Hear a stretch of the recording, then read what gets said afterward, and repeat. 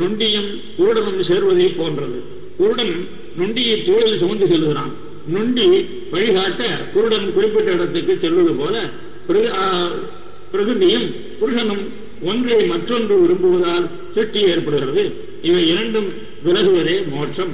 ஒரு பெண் தன் புருஷன் தான் கெட்ட நடத்தை உடையவள் என்பதை அறிந்துவிட்டான் என்று அறிந்தாலே ஆகில் மீண்டும் தன் புருஷனிடம் போக மாட்டாள்.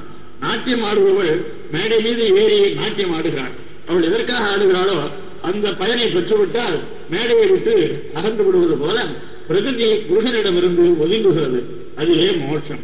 இறைவனை ஒப்புக்கொள்ளாது வெறும் கற்பனையால் தோன்றிய மதமாகிற வலையில் சிக்காது பிரம்மம் நம் மதத்தை விட்டு அகல்கிறது.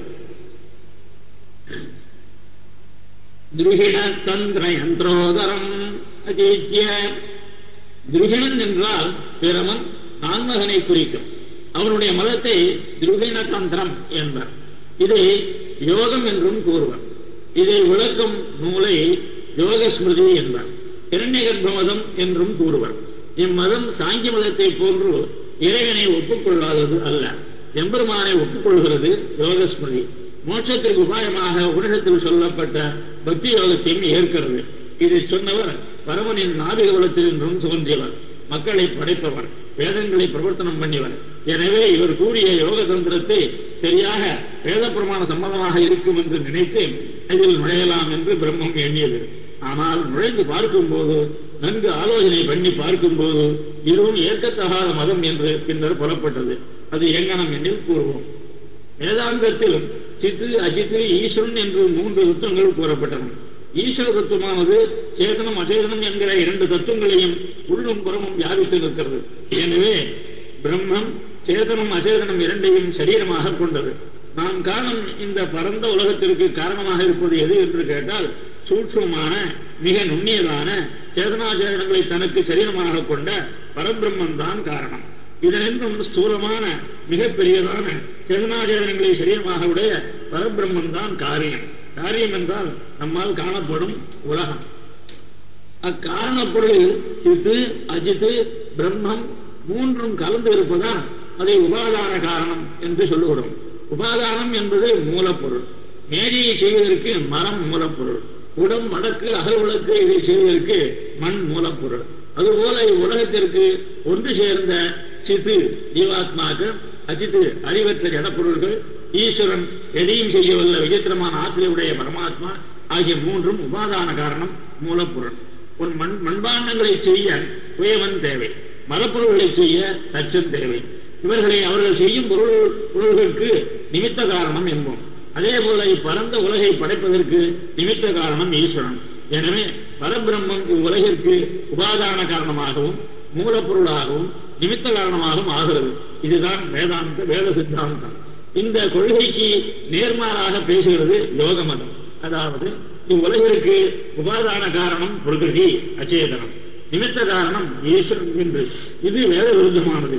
மேலும் மோட்சம் யோகத்தினால், அதாவது இடைவிடாமல் ஒரு உலகிற்கு உபாதான காரணமாகவும் நிமித்த காரணமாகவும் எல்லையற்ற கல்யாணங்களோடு கூடியதாகவும் உள்ள பரமாத்மாவை ஆவி புரியும் வரை மனிதனால் நினைத்துக் கொண்டே இருக்க வேண்டும். இதைத்தான் யோகம் உபாய பக்தி என்பார். யோக ஸ்மிருதி இதற்கு நேர் விரோதமானது.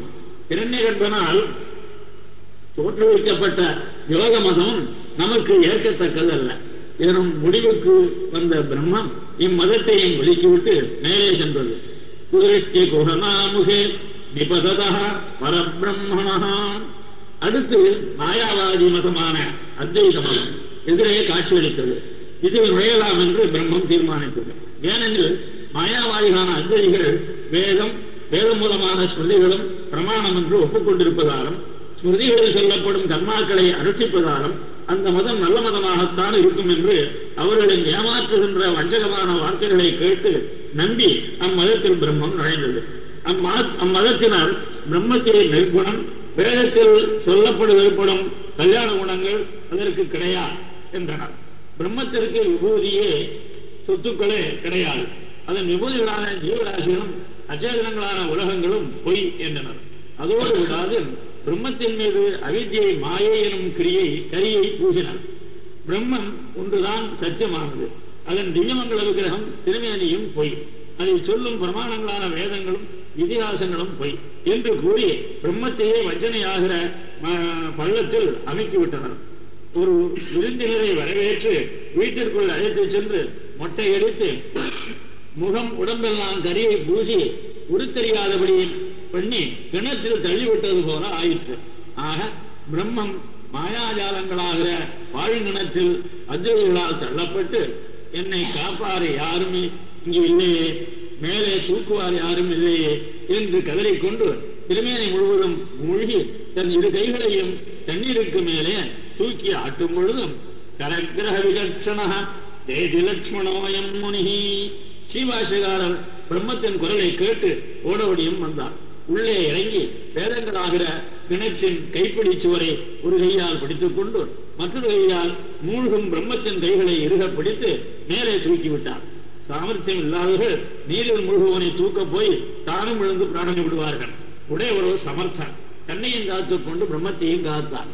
அதாவது மாயாவாதத்தை தக்க பிரமாணங்களோடு கொண்டு கண்டித்து இரு விபூதிகளும் சேதனா சேதனங்களும் சத்தியமானவை என ஸ்தாபித்து பிரம்மன் நிர்குணமல்லாத திருக்கல்யாண குணங்களோடு கூடியது என புகழ்ந்து பேசி வேதம் பகர்வது வெறும் அத்வைதம் அல்ல, விசிஷ்டமான அத்வைதமே என்று முரசடித்து ஜெயகோஷம் செய்தார்.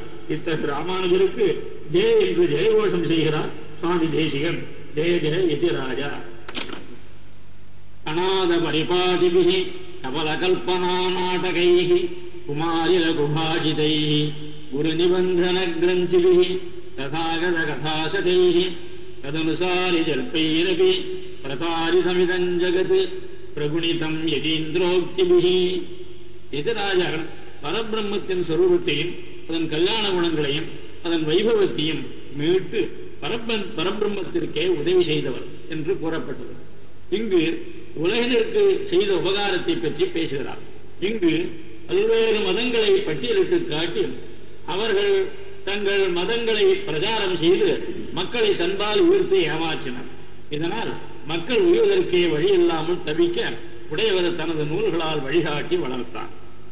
கணாத பரிபந்திபிஹி, கணாதரின் மதத்தினரை வைசேஷிகர் என அழைப்பார்கள்.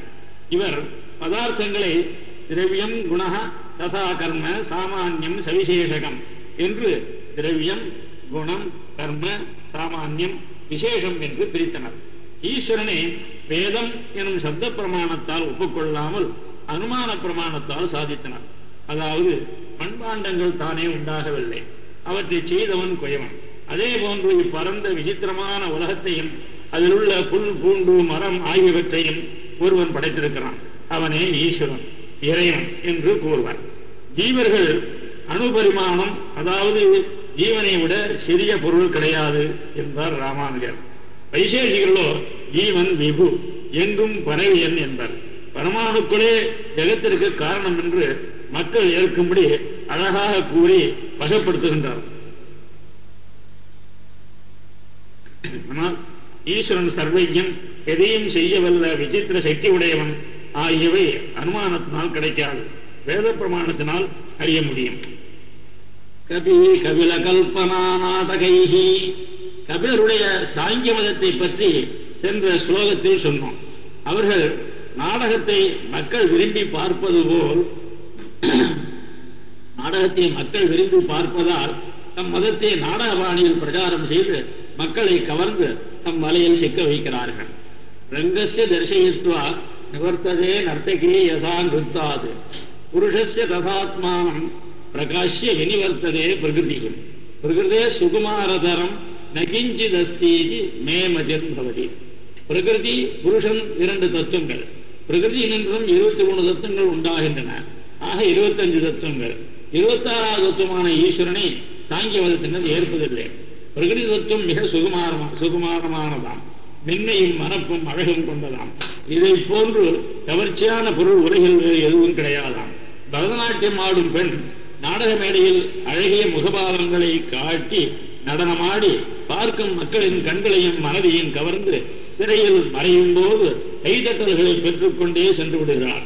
இந்த பிரகிருதி தத்துவமாகிற ஸ்திரீ புருஷனுக்கு தன்னை முழுவதையும் காட்டி மறைகிறாராம். புருஷனுக்கு தன்னை காட்டுவதால் சம்சாரம் இவ்வுலகம் உண்டாகிறது. பிரகிருதி மறைந்தால் புருஷனுக்கு மோட்சம் ஏற்படுகிறது என்று நாடக பாணியில் ஆடி பேசி நம் மதத்தினர் மக்களை மயக்கி மாக்களாக்குகின்றனர். குமாரில குபாஷிதை மீமாம்சகர்களின் மதத்தில் பாட்டர், பிரபாகரர் என இரு பிரிவுகள் உண்டு. அதில் பாட்ட மதத்தை கவனிப்போம். குமாரில பட்டர் ஈஸ்வரனை இல்லை என்றார்.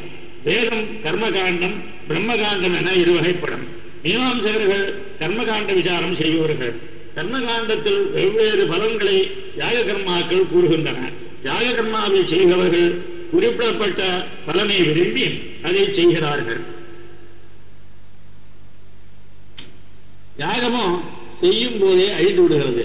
அது நாம் விரும்பிய பலனை எவ்வாறு கொடுக்க முடியும் என்பது கேள்வி. அதற்கு வேதாந்திகளாகிய நாம் அளிக்கும் விடையாவது, யாகம் என்பது பகவத் ஆராதனமாகும்.